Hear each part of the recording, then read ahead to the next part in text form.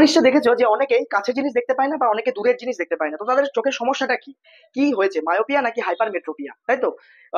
এবং কোন ধরনের লেন্স ইউজ করবে সেটা আমরা আজকের ভিডিওতে দেখে নেবো। তো দেখো, প্রথমে হচ্ছে সাধারণ চোখ বা নর্মাল আয়ে কিভাবে আমাদের ইমেজ ফর্মেশন হয় এবং কিভাবে আমরা দর্শনের অনুভূতি পাই সেটা আমরা প্রথমে দেখে নিই। তো দেখো, একটা সাধারণ চোখে দূর থেকে যখন আলোক রশ্মি আসছে, সেটা আলোক রশ্মি লেন্সের মধ্যে দিয়ে প্রতিসরণের পর রেটিনার উপর কি হচ্ছে, প্রতিবিম্ব তৈরি হচ্ছে। বা কাছ থেকেও যখন আলোক রশ্মি যাচ্ছে তখন লেন্সের মধ্যে দিয়ে প্রতিসরণের পর রেটিনার উপর প্রতিবিম্ব তৈরি হচ্ছে, এবং যার ফলে আমরা কিন্তু দর্শনের অনুভূতি পাচ্ছি। বাট যারা দূরের বা কাছের জিনিস দেখতে পাচ্ছে না, যেমন যে যে যে সমস্ত লোকেরা কাছের জিনিস দেখতে পাচ্ছে না, তাদের ক্ষেত্রে কি হয় দেখো, কাছে থেকে যে আলোক রশ্মিগুলো লেন্সের মধ্যে দিয়ে প্রতিষ্ঠিত হচ্ছে সেগুলো অক্ষিগোলকের অক্ষিগোলক বা আইবল যেটা বলা হয় তার পিছনে গিয়ে মিলিত হচ্ছে, মানে রেটিনার পিছনে গিয়ে মিলিত হচ্ছে। অর্থাৎ রেটিনায় সুস্পষ্ট একটা প্রতিবিম্ব পাওয়া যাচ্ছে না, যে কারণে কি হচ্ছে, সে কাছের জিনিসটা দেখতে পাচ্ছে না। কেন এমন হচ্ছে? তার কারণ দুটো হতে পারে। এক নম্বর হচ্ছে তার অক্ষিগোলকটা ছোট হয়ে গেছে। তাহলে অক্ষিগোলক যদি ছোট হয়ে যায় তাহলে রেটিনাটা আরো কাছে সরে এসেছে লেন্সের। ফলে কি হচ্ছে, লেন্সের উপর প্রতিবিম্বটা তৈরি হচ্ছে না, লেন্সের পিছনে তৈরি, রেটিনার উপর প্রতিবিম্বটা তৈরি হচ্ছে না, রেটিনার পিছনে তৈরি হচ্ছে। বোঝা গেল?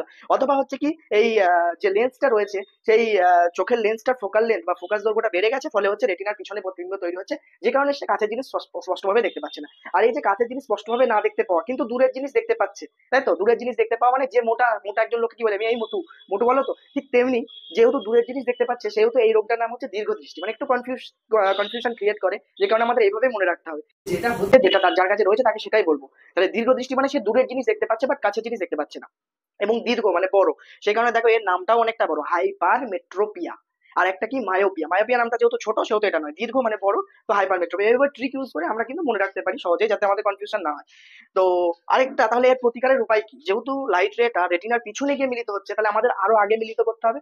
তাহলে লাইট রেকে মিলিত কোন লেন্স করে? মিলিত হচ্ছে উত্তল লেন্স করে। তাহলে আমরা প্রতিকারের জন্য একটা উত্তল লেন্স ব্যবহার করতে পারি, বা উত্তল লেন্স যুক্ত চশমাকে ব্যবহার করতে পারি, যেটা কি করবে, লাইট রেকে কিছুটা কনভার্ট করে দেবে এবং প্রতিবিম্বটা প্রকৃতপক্ষে রেটিনার উপর কি হবে, তৈরি হবে, যাতে সহজে কি হয়, সে কাছের জিনিস দেখতে পায়। আর এটা হচ্ছে দূরের জিনিস অনেকেই দেখতে পায় না। দূরের জিনিস কেন দেখতে পায় না? কারণ দূর থেকে যে আলোক রশ্মিটা লেন্সের চোখের লেন্সের মধ্যে দিয়ে প্রতিসরণের পর কি হয়, রেটিনার সামনে এসে প্রতিবিম্ব তৈরি করে। কেন রেটিনার সামনে প্রতিবিম্ব? তার দুটো কারণ হতে পারে। এক নম্বর হচ্ছে অক্ষিগোলকের সাইজটা অনেকটা বড় হয়ে গেছে।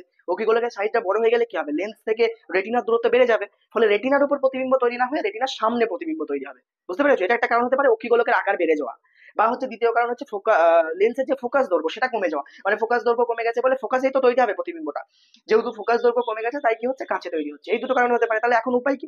এখন উপায় হচ্ছে এই লাইটটাকে আরো কি করে ছড়িয়ে দিতে হবে, যাতে দূরে গিয়ে মিলিত হয়, তাই তো? তাহলে ছড়িয়ে দেওয়ার জন্য আমরা কোন লেন্স ইউজ করবো? অবতল লেন্স। কারণ অবতল লেন্স আমরা জানি আলোকে ছড়িয়ে দেয়। তাহলে এখানে উপযুক্ত ফোকাল লেন্থের, উপযুক্ত ফোকাস দৈর্ঘ্যের আমরা যদি একটা অবতল লেন্স ইউজ করি, তাহলে কিন্তু প্রতিবিম্বটা রেটিনার উপর পাওয়া যেতে পারে। তো এইভাবে কিন্তু অবতল লেন্স ইউজ করে হ্রস্ব দৃষ্টি বা মায়োপিয়া কিন্তু কি করা যেতে পারে, কারেকশন করা যেতে পারে।